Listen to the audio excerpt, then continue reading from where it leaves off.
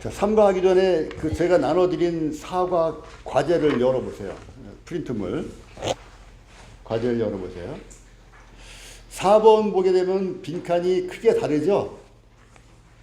4번 새로 나온 사과 삶의 목표 이루기 파트 1 이렇게 돼 있는데 4번 문제 보면 빈칸이 크게 다르죠? 예, 빈칸이 큰 거는 쓸 것이 많다는 것을 암시하고 있다고 생각하시면 돼요. 그 다음에 이것은 그 다음 페이지 보세요. 9번 목표 세우기. 저는 이거를 보면서 이거 그 4단계를 진작에 옛날에 좀 할 걸 그랬다 이런 생각을 하게 됐어요. 진작에 이걸 해서 좀 더 계획적으로 인생을 좀 살아왔었으면 어땠을까. 여러분들 다 똑같은 생각일 거예요. 저는 이제 계획 없이 막 살고 그러는 사람이라 이 계획이 있는 것과 없는 것이 상당히 다른데 여기 아주 짜임새 있게 잘 나와 있더라고요. 시범적으로. 그래서 이와 같은 것들을 한번 좀 생각을 과거에 좀 옛날에는 생각했다가 이제 잊어버리고 그냥 덮어놓고 살았는데 이걸 진작했었으면 좋았지 않을까 하는 아쉬움이 좀 있었어요. 여러분들은 이게 짐으로 부담으로 다가올지 모르겠는데 이대로 다 못하죠. 못하는데 이와 같은 것을 염두에 두고 사는 것과 이와 같은 것을 염두에 전혀 안 두는 것과는 차이가 많을 거예요. 그래서 정말 기계적으로 우리가 살 수는 없죠. 근데 기계적으로 살려는 건 아니지만 우리가 대략적인 계획을 가지고 목표를 가지고 사는 것은 굉장히 중요하다. 이게 이제 사과의 주제인데 이제 9번 보면 목표 세우기가 있어요. 그래서 목표 세우기 1단계, 2단계, 3단계 있는데 3단계가 먼저 나와 있죠. 1단계가 이제 목표이기 때문에 1단계를 둔 건데 거기서 맨 뒤에 둔 것은 앞에 무엇을 해야 될 것들을 순서대로 하기 위해서 아마 이렇게 순서를 바꾸는 것 같아요. 우리 같으면 1단계를 맨 앞에 놓을 것 같은데 1단계를 맨 뒤에 놓고 목표가 된 거야. 목표. 그럼 목표를 이루기 위해서 나는 어떻게 거기에 도달하는가 하겠는가 또 나는 지금 어디에 있는가 두 번째 2단계 이런 식으로 해결해 놓은 거고요. 또 다른 페이지 보면 세부 일정표 A가 있어요. A 세부 일정표. 여기서 보면 시간 오전 5시부터 시작이 돼요. 저하고는 상관이 별로 없는 시간인데 아마 여러분 상관이 있는 분들이 있을 거예요. 그래서 오전 5시부터 시작되는데 이 오전 5시는 그 밑줄에 위에 밑줄에 붙었을까요? 아래 밑줄에 붙었을까요? 그 오전 5시가 위에 붙은 걸로 이렇게 아시라고요. 그렇게 해서 한번 일요일부터 월요일, 화요일, 수요일, 목요일, 금요일, 토요일을 한 주일만 한번 계획을 잡는 게 아니고요. 그렇게 사는 거를 일기처럼 기록해 보라는 거예요. 일요일, 예를 들면 오늘부터 시작하시는 분들은 오늘 교회 생활을 했죠. 그거를 다 적는 거예요. 그 집에 가서 몇 시에 뭘 했고 이런 것들을 나름대로 적어보는 거예요. 그래서 일기식을 적어보라는 거예요. 그렇게 해서 통계를 내보면 나의 일주일은 어떻게 보내주고 있는 건가. 요거를 알고 미래를 설계하기 위해서 요 같은 일을 해보는 거거든요. 그러니까 세부 일정표도 요건 일기식으로 하는 거예요. 계획표가 아니에요. 내가 해 나간 것을 뒤에 적는 거예요.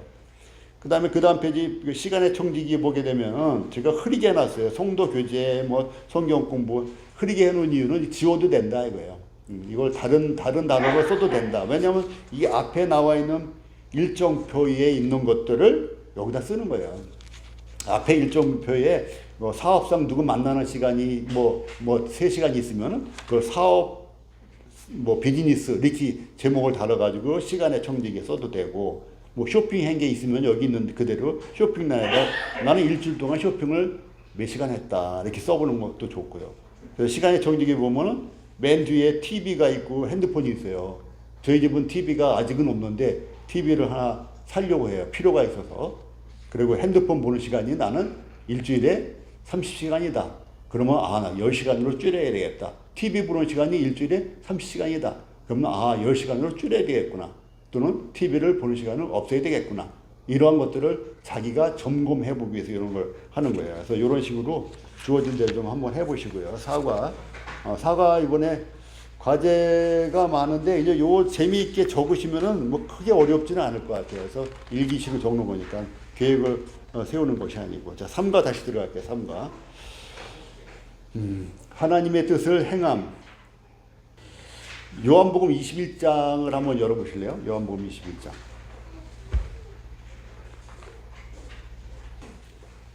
자, 3과 하나님의 뜻을 행함. 제가 요한복음 21장을 좀 펴보라고 했는데요. 뭐 읽을 시간은 없을 것 같아요. 그냥 펴서 눈으로만 대충 한번 보세요. 어떤 일이 있는가. 여기에 누가 나오냐면 베드로가 등장을 해요. 베드로가. 근데 이때가 어느 때예요? 예수님이 부활하시고 난 후에 그때예요. 부활하시고 며칠 후에 베드로와 제자들이 있는데, 베드로와 제자들은 어떤 일을 하던 사람들이에요? 고기를 잡는 사람들이에요. 근데 그 고기를 잡는 사람들이, 베드로가 나 고기 잡으러 간다 했더니, 나도 갈래? 나도 갈 거야. 너도 가니? 나도 갈 거야. 그래서 제자들이 다 뭐를 하러 갔어요? 자기 본업에 충실하려고 고기 잡으러 갔어요. 그 고기 잡는 거는, 우리 같은 사람이 가면은 고기 잡는 게 어설프지만, 이분들은 직업이 고기 잡는 거니까 얼마든지 고기를 잘 잡을 수 있잖아요. 그런데 얘들이 고기를 잡았어요? 못 잡았어요? 밤새도록 한 마리도 못 잡았어요. 근데 그때 누가 등장하셨어요? 예수님이 등장하신 거예요. 그래서 예수님이 뭐라고 그랬어요? 얘들아, 배 오른편에 그물을 던져라.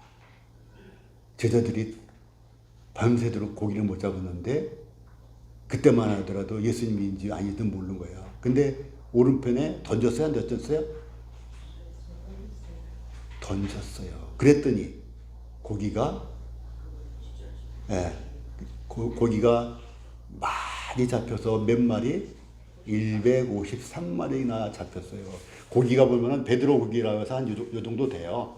이게 돔 정도 크기가 되는데, 이 정도 되는데 153마리니까 꽤 되겠죠. 그래서 그물이 찢어질만 한데 이때는 그물이 안 찢어지더라고요. 누가복음에는 그물이 찢어지더라.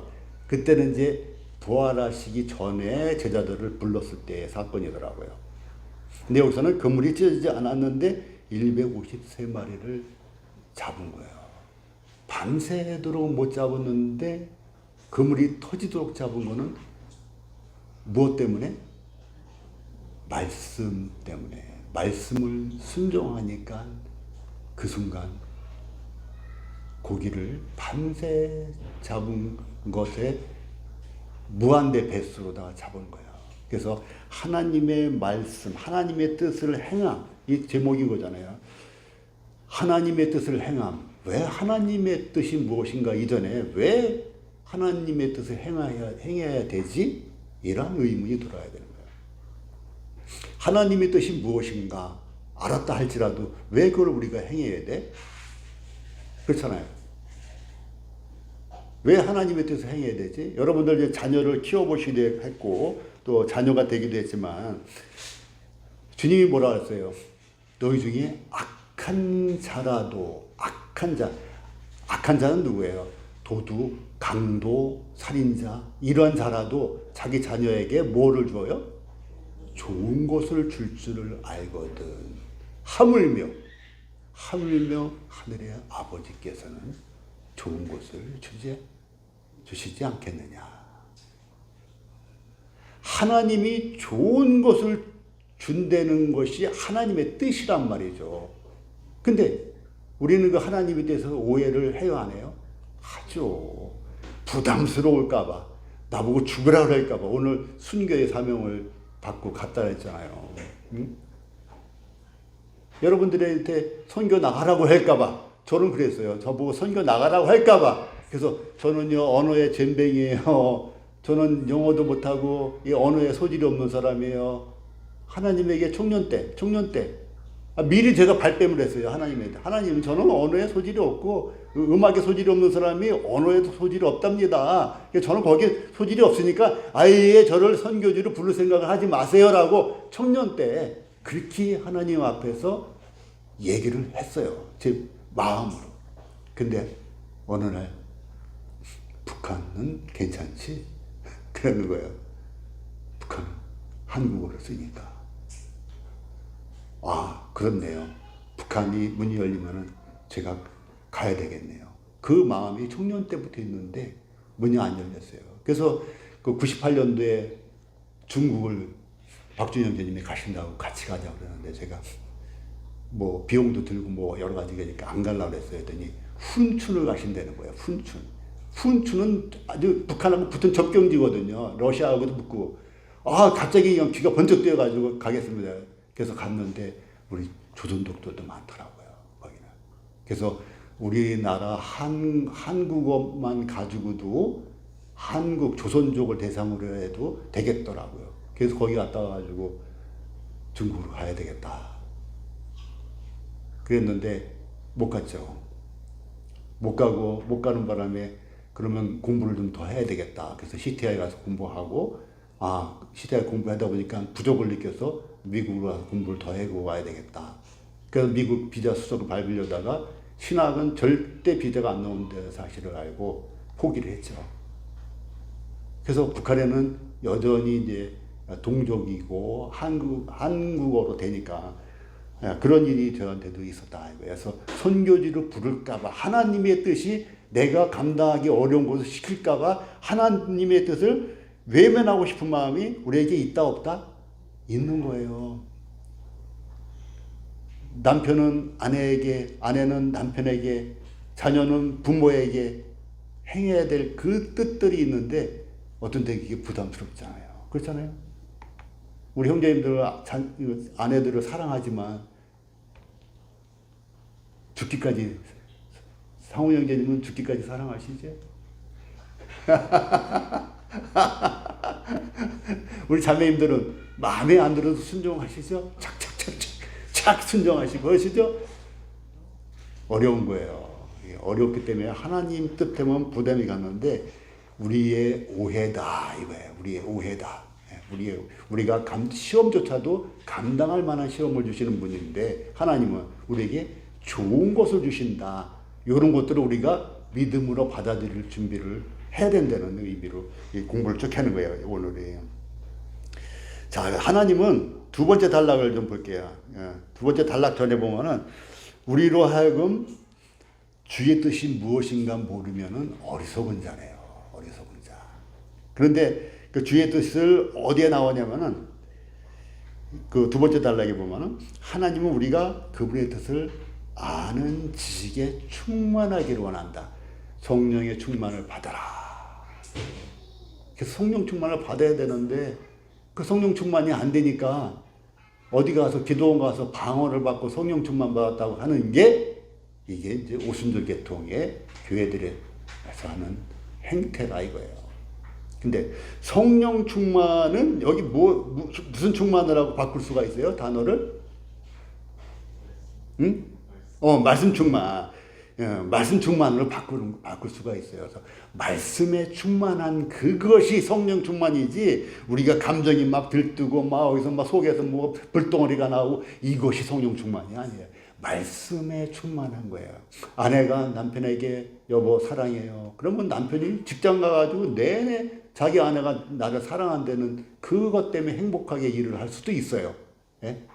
그 아내가 집에서 힘든 일을 하다가도 남편이 출근하면서 여보 사랑해 하면은 그 말로 하루 종일 즐겁게 쓰레기도 버리고 청소도 하고 할 수가 있는 거예요. 무엇에 충만해서? 말에 충만해서. 남편의 말에 충만해서. 아내의 말에 충만해서. 그럼 우리는 하나님의 말씀에 충만해서. 그래서 하나님은 우리가 성경을 아는 지식에 충만하기를 원하신다. 이게 두 번째 단락인 거예요. 자, 또 두 번째 단락 끝머리 중간 좀 보게 되면 창조자가 나와요. 창조자께서 자신의 피조물을 위하여 아무런 계획도 없다? 아무런 계획도 없다? 하나님 아버지가 우리에게 대한 아무런 계획이 없다? 이렇게만 보면 이해가 좀 어려울 수가 있어요. 그런데 여러분들 자녀를 낳은 분들이 많잖아요. 자녀를 낳는데 자기 자녀에 대해서 아무런 계획이 없다? 사모님들이 아무런 계획이 없어요? 은영자매님 아무런 계획이 없어요? 자녀에 대해서 최소한 학교는 보내야 될 거 아니에요. 계획이 있는 거잖아요. 건강하게 키워야 될 거 아니에요. 계획이 있는 거 아니에요. 딸을 낳았으면은 사이는 어떤 사이를 얻지? 벌써부터 막 사익감 굴러요. 유치원 때부터. 예? 보건 형제님 어디 가셨어요? 일이 있어가지고. 그럼 선혜자매님은 자녀를 낳고서 아무런 계획이 없어요? 계획이 있죠. 하나님 우리에게 악한 자라도 했단 말이죠. 악한 자라도 좋은 것을 줄 줄 알거든. 악한 자라도 자기 자녀에 대한 계획이 있는데 선하신 하나님 아버지가 계획이 없다? 믿을 수 없죠. 그래서 하나님 아버지 우리에게 대한 계획이 있으시다는 거예요. 계획이. 그 계획은 예정하고는 다른 거예요. 절대 예정하고는 다른 거예요. 그건 또 옛날에 얘기 드렸지만 절대 예정하고는 또 다른 차원이에요. 그래서 하나님은 우리에게 대해서 개별적으로 계획을 갖고 계시다. 그러면은 그 다음 세 번째 단락에는 그러면은 하나님 아버지께서는 우리에게 계획이 있는데 그러면 자녀된 우리는 어떻게 해야 된다? 그 아버지의 계획, 그 온전하신 뜻을 우리가 우리 몸으로 행해야 된다. 그럼 어떻게 행해야 되느냐? 그 본을 보이신 분이 바로 예수 그리스도시다. 이 얘기를 하는 거예요. 그 예수님이 어떻게 하셨다? 십자가에 달리기 전에 아버지여 내 원대로 마옵시고 어떻게 하라고요? 아버지의 원대로 하옵소서. 자기 원을 자기의 요구를 비우는 거예요. 아까 말씀 시간에 이슬람은 무슨 종교라고요? 비우는 종교라고. 또 기독교를 채우는 종교라는데 그것은 이제 반은 맞고 반만 아닌 거예요. 이슬람이나 기독교나 비우고 채우는 것이 다 있는 거예요. 비우고 채우는 것이. 그래서 예수님이 본을 보이시잖아요. 자기 뜻을 비우시고 그 비우신 그 자리에 누구의 뜻으로 채우셨어요? 아버지의 뜻이에요. 근데 그 아버지의 뜻은 그 아버지의 뜻이 무엇이에요? 예수님 입장에서 자기의 뜻은 십자가에 안 달리는 게 자기 자신의 뜻이에요. 그래서 이것을 비우지 않으면 아버지의 뜻을 담을 수가 없어요. 자기는 그 고난과 부끄러움을 당하지 않는 것이 자기의 뜻인데 이것을 포기했단 말이죠. 그럼 아버지의 뜻이 뭐예요? 고통을 받는 것이라고요. 고난을 받는 것이라고요. 부끄러움을 느끼는 것이라고요. 외로움을 겪는 것이라고요. 아버지의 뜻이. 근데 예수님이 이와 같은 아버지의 뜻을 행하지 않으면은 어떻게 됐어요?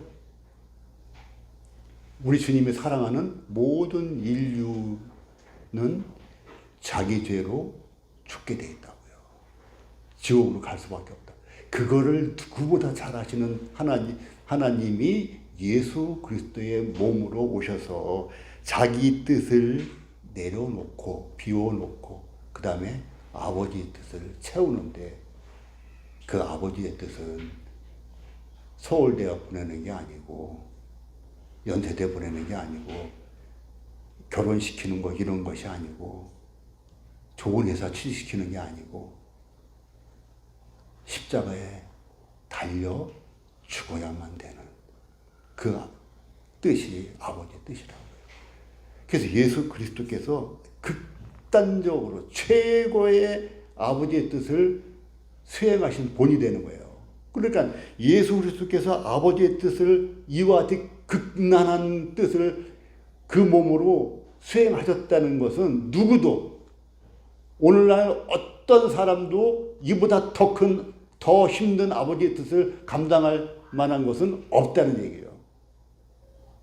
실제로 우리에게 주님은 평강을 주셨잖아요. 그래서 예수 그리스도는 본인은 이와 같은 형벌을 받으셨는데 부활하고 자기를 배반한 제자들 앞으로 다 나타나서 첫 마디가 뭐예요?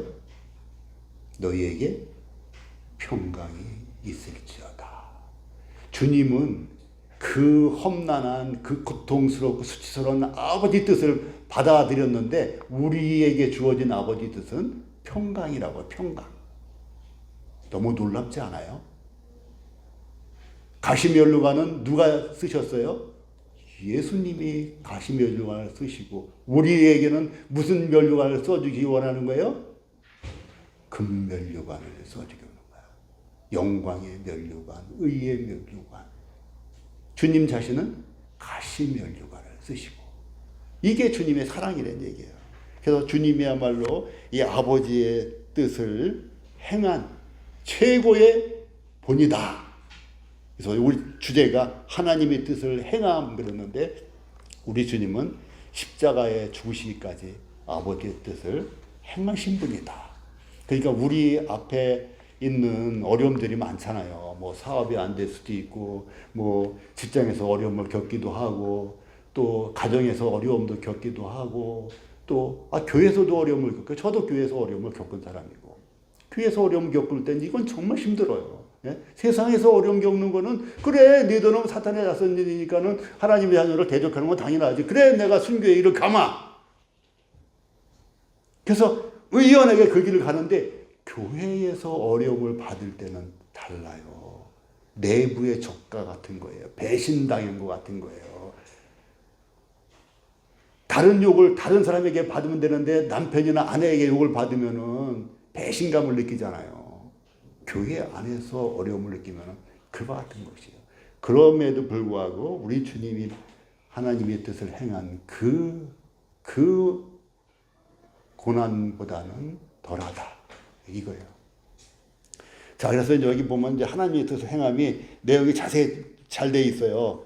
자, 하나님의 뜻을 행함 그러면서 큰 제목부터 볼게요. 자, 33페이지 보면 하나님의 뜻을 추구함으로 얻는 유익들 이렇게 돼 있단 말이에요. 하나님의 뜻을 행해서 우리에게 해로운가? 아니다 이 얘기를 하려고 하는 거예요. 그래서 왜 하나님의 뜻을 구해야 하는가? 왜 하나님의 뜻을 구해야 되는가? 왜 또 하나님의 뜻을 행해야 되는가? 이런 제목으로 되는 거예요. 그래서 거기에 대한 답이 쭉 있을 거예요. 그 다음에 제목이 뭐예요? 35페이지.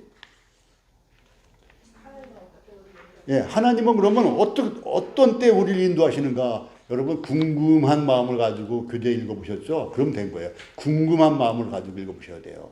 제가 우리 아이들한테 공부할 때 궁금증을 갖고 있어야 돼. 호기심을 갖고 있어야 돼. 그래야지만 뇌가 어떻게 돼? 닫혀야 열려요? 열려. 그 뇌가 열린 상태에서 학습을 할 때 학습 효과가 좋은 거야. 네가 궁금증을 가지고 호기심을 발동을 해. 일부러라도 궁금하게 여겨. 그러면 뇌가 확 열려. 그러면 그때 흡수하면은 잘 안 잊어버려져. 했단 말이에요. 그래서 여러분들이 이 성경을 보실 때 하나님은 어떤 때 우리를 인도하시는가? 궁금하다. 이렇게 생각하셔야 돼. 이렇게. 그 다음에 36페이지 보면 어떤 주제예요? 우리는 어떻게 하나님의 뜻을 행할 수 있는가? 우리는 그러면 어떻게 하나님의 뜻을 행하지? 뭐 선교지 안 가는 거 말고도 많이 있나? 뭐가 있지? 이렇게 궁금증을 갖고 보시라는 얘기예요. 그 다음에는 어떤 주제예요? 맨 마지막 40페이지 보면은 우리는 어떻게 인도하심의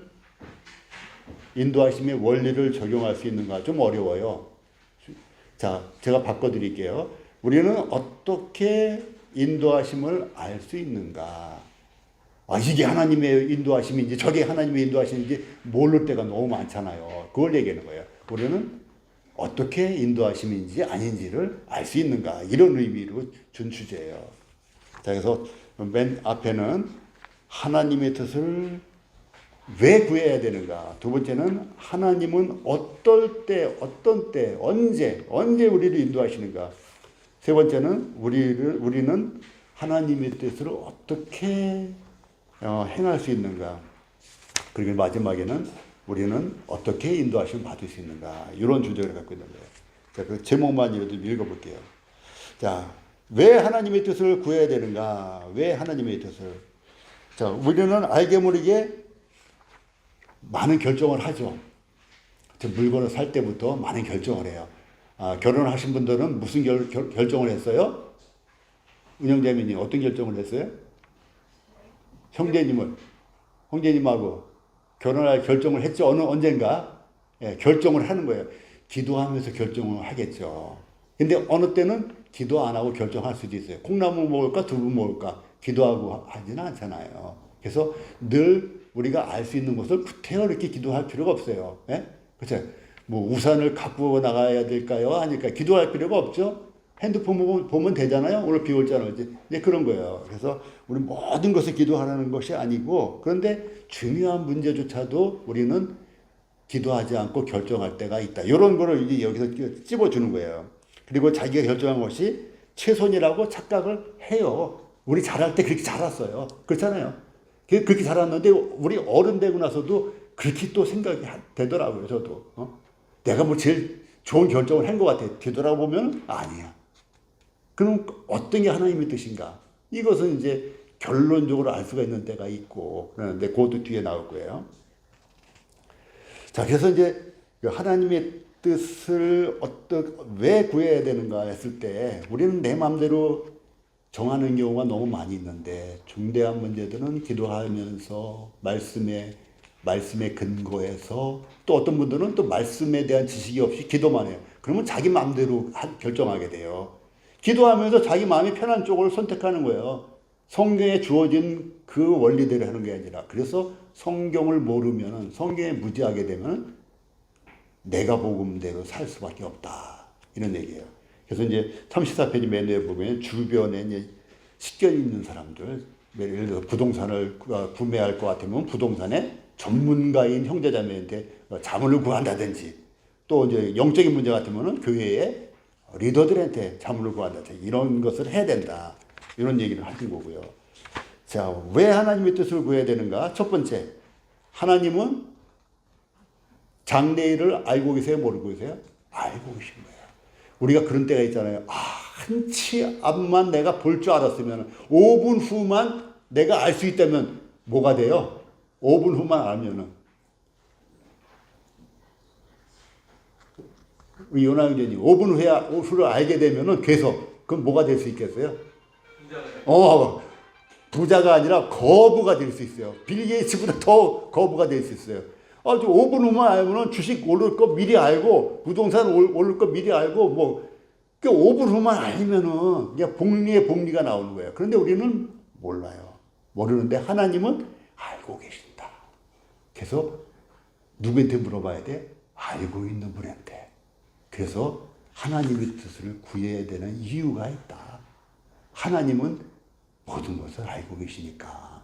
우리가 변호사가 필요할 때는 법을 아는 변호사 찾아가잖아. 왜? 법을 알고 있으니까. 마찬가지로 우리 장래일을 모르고 있는데 장래를 알고 계신 하나님께 우리가 여쭙고 나서 답을 받아야 되는, 답을 어떻게 받아요? 환상으로 받아요? 말씀으로 받는 거예요. 말씀을 쭉 해서 읽다 보면 말씀에, 아까 성경에서 파송된 것도 나와 있잖아요. 예레미야 말씀을 보고선 말씀을 받은 거예요. 변명하려고 하는데 변명하지 말라는 말씀까지 받은 거예요. 그래서 말씀을 받는 거예요. 자, 그 다음에 보면은 점성이 나와요. 점 보는 사람들. 가끔 가다가 그 어떤 형제님한테 그런 얘기를 들어요.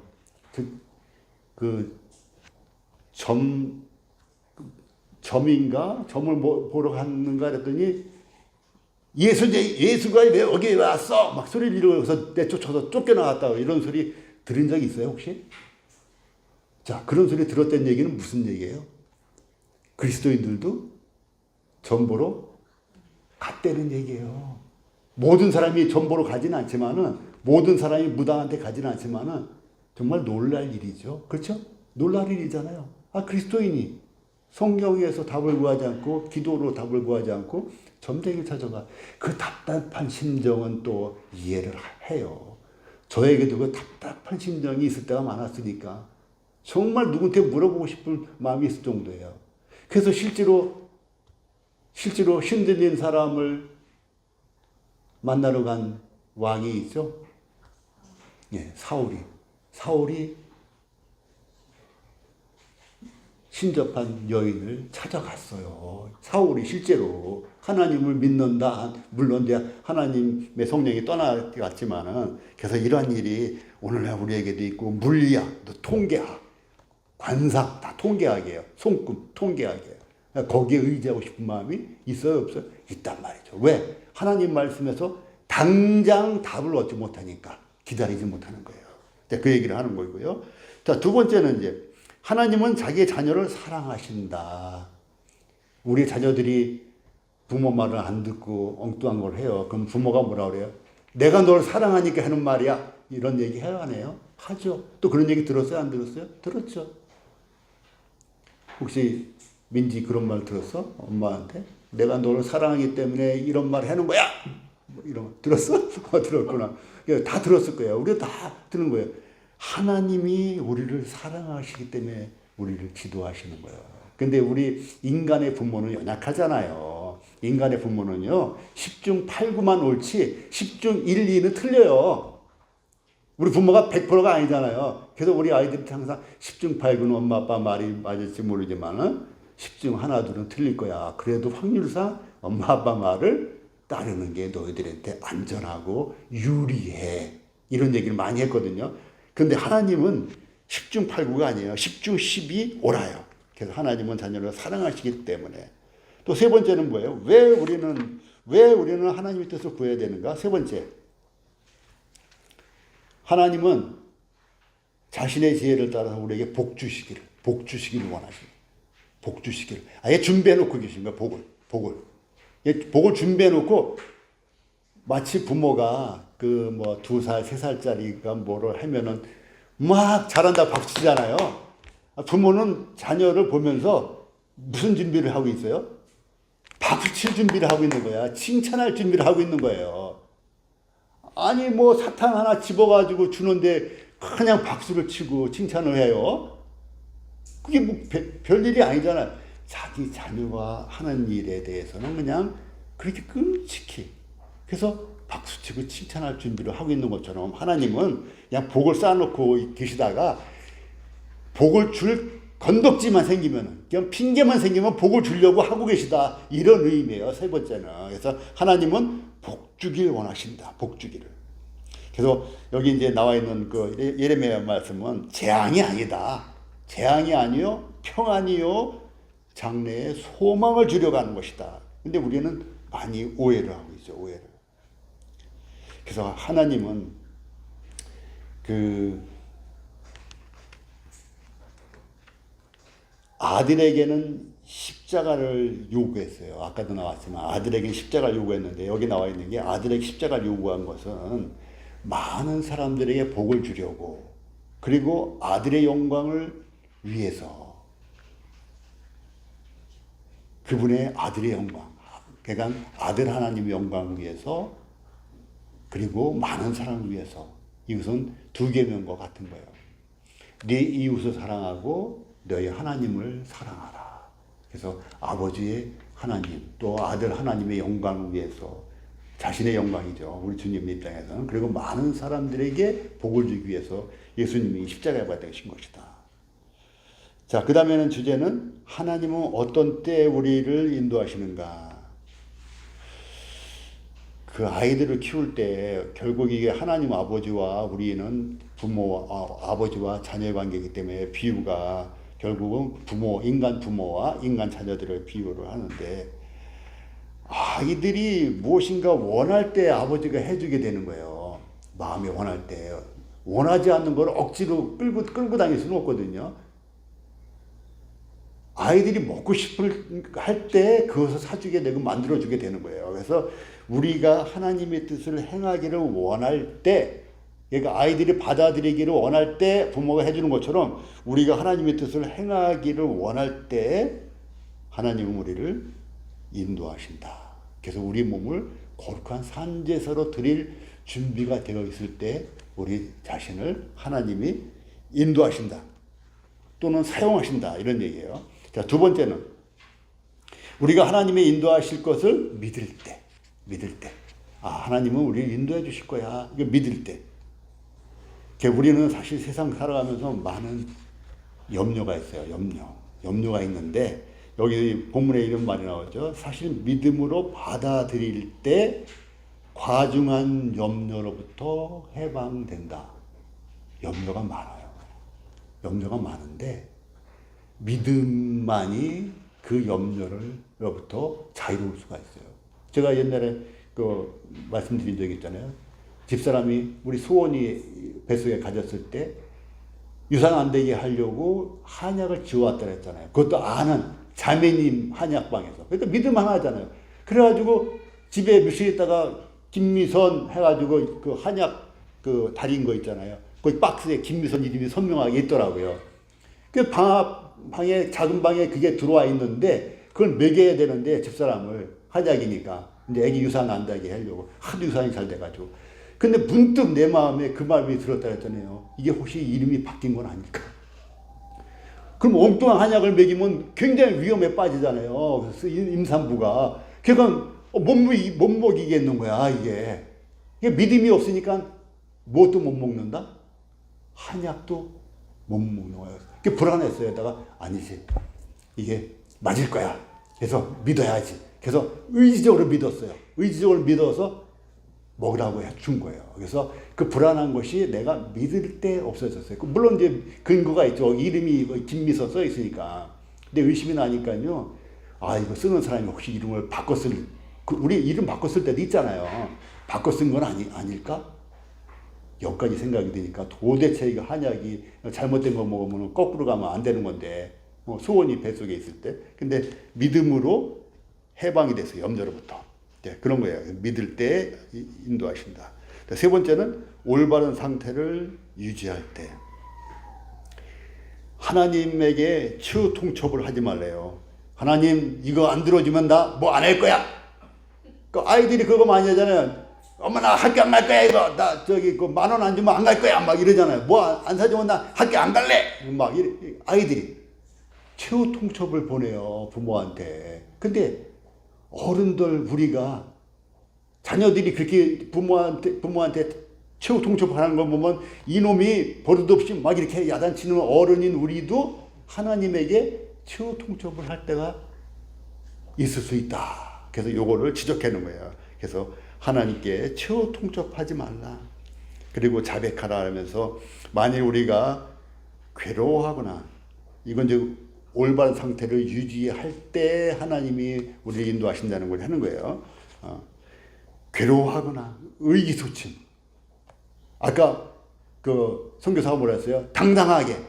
막 그렇게 얘기 나왔잖아요. 하나님이 나를 새 것으로 만들었는데 믿음으로 당당하게 힘이 있게 자매한테 고백할 수가 있었다. 물론 하나님 앞에서는 다 해결된 부분이고 하기 때문에. 그래서 의기소침한 거는 이거는 올바른 상태가 아니다. 시기하는 거 올바른 상태가 아니다. 분위기에 감사치 아니하고 불평하는 거 올바른 상태가 아니다.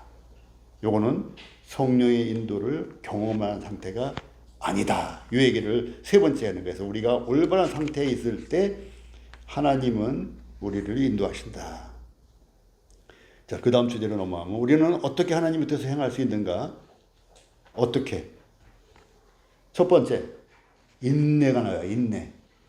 하나님의 뜻을 행할 때 인내. 오늘 선교사님도 12년 됐다 그랬나요?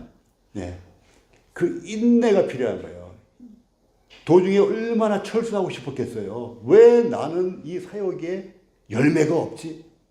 나는 인도를 못 받는가? 봐봐, 여기는. 어떻게 하나님 뜻을 행할 수 있는가 했는데 나는 하나님 뜻을 행한 게 아니고 내 명예를 위해서 선교지로 온 거 아닌가? 얼마나 자책을 많이 했겠어요.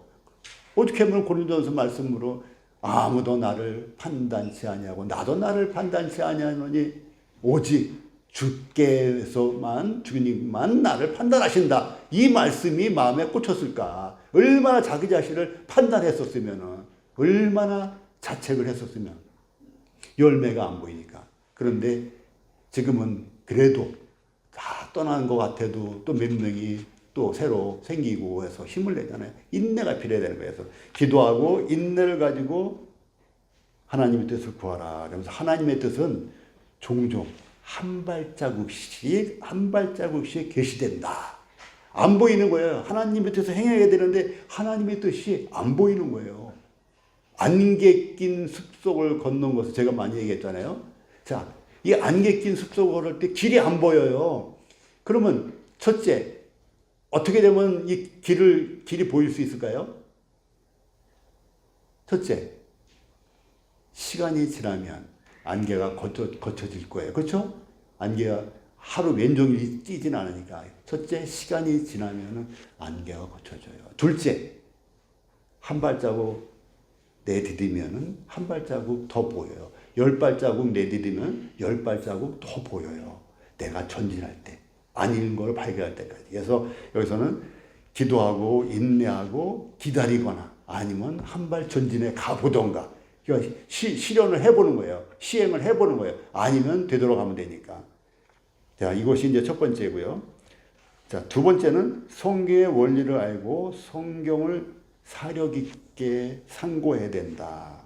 자, 성경에는 하나님의 말씀인데 이것은 명령이 있고 두 번째 줄 봐봐요. 직접적인 뭐가 있다고요? 명령이 있어요. 또 명백한 원칙이 있어요. 또 사랑의 경고들이 있어요.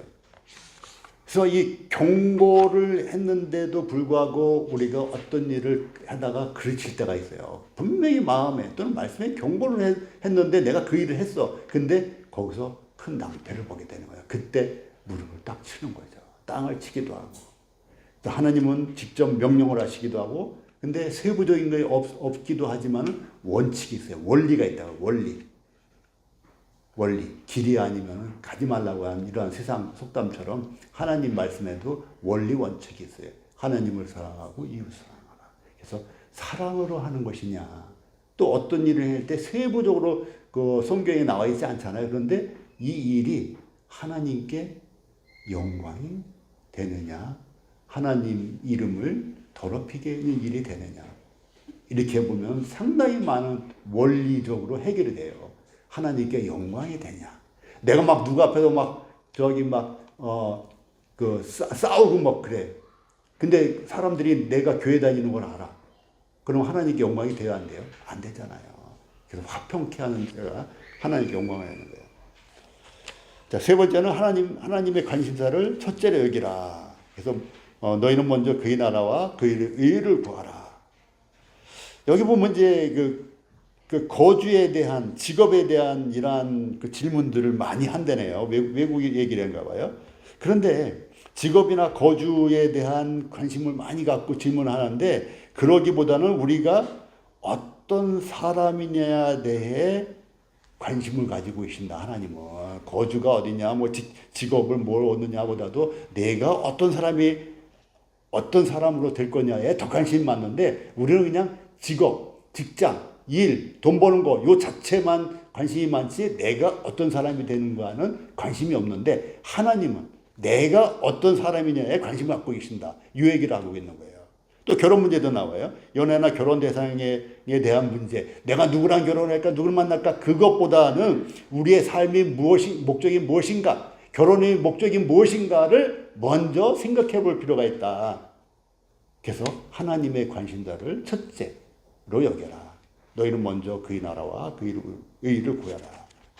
그럴 때 하나님의 뜻을 행할 수 있다는 얘기예요. 또 네 번째는 환경을 주의 깊게 고려해라. 평탄한 길이 있어요. 또 험난한 길이 있대요. 자, 둘 중에 어떤 게 하나님의 뜻이 있는 길일까요? 자, 왼쪽에는 고생의 길이에요. 오른쪽은 행복한 길이에요. 고영재, 고생의 길과 행복한 길은 어느 게 하나님 뜻이에요? 응? 넌센스가 일 수도 있어.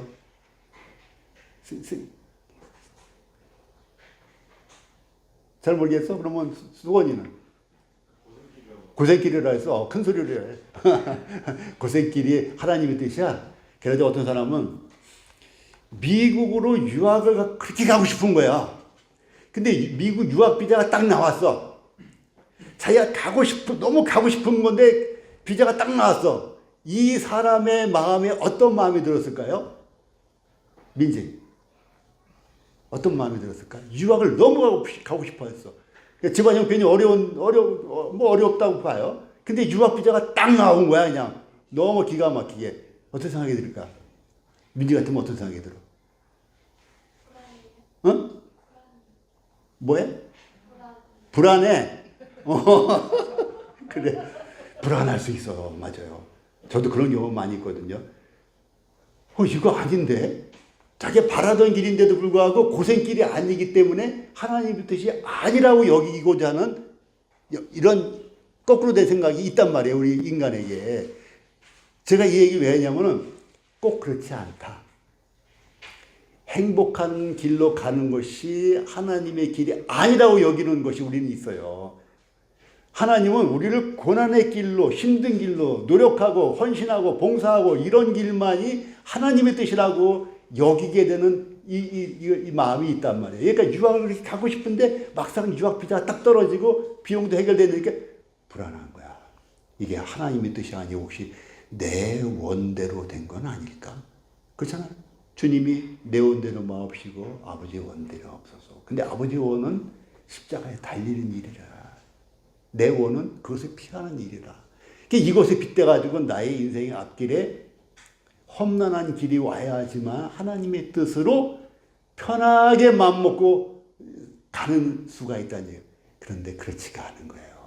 제가 이걸 얘기하려는 거예요. 주님이 우리에게 뭐라 그랬다고? 제자들 앞에 나와서 너에게 평강이 있다. 하나님은 복 주시기를 원하노라. 왜 이런 말씀은 저리 치우고 예수님이 받은 십자가만 우리의 길인 걸로 알겠어요? 그렇지 않다는 거예요. 그래서 험난한 길도 하나님이 원하는 뜻일 수가 있고 평탄한 길도 하나님이 원하는 뜻일 수가 있다. 양쪽을 다 보라는 얘기를 하고 싶은 거예요.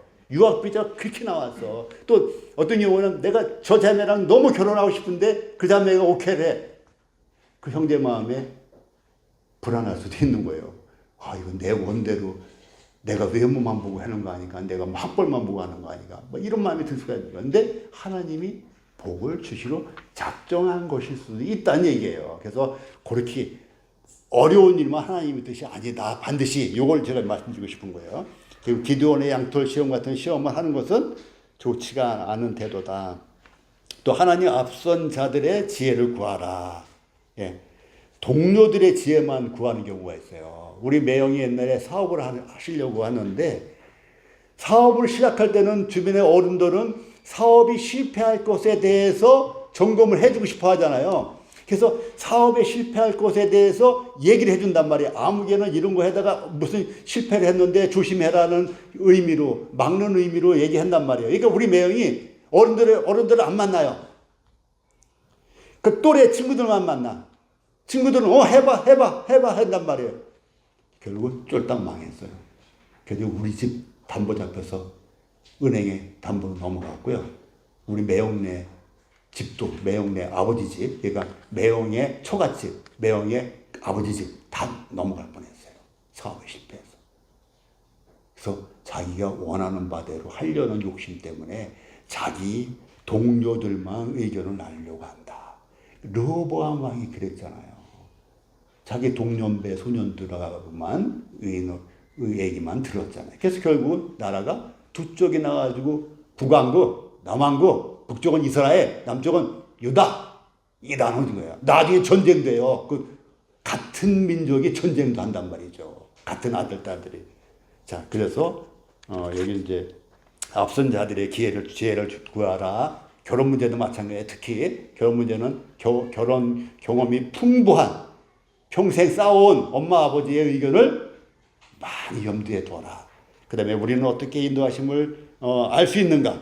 어떻게 알 수 있냐? 기도와 말씀과 조언과 환경을 통해서 알 수 있다.